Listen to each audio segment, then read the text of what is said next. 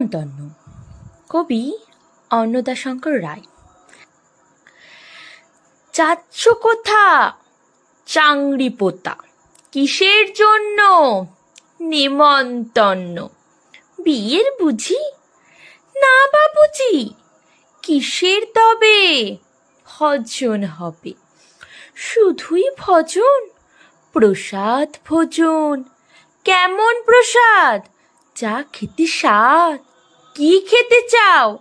ছানার পোলাও, ইচ্ছে কি আর সরপুরিয়ার? আহ কি আয়েস!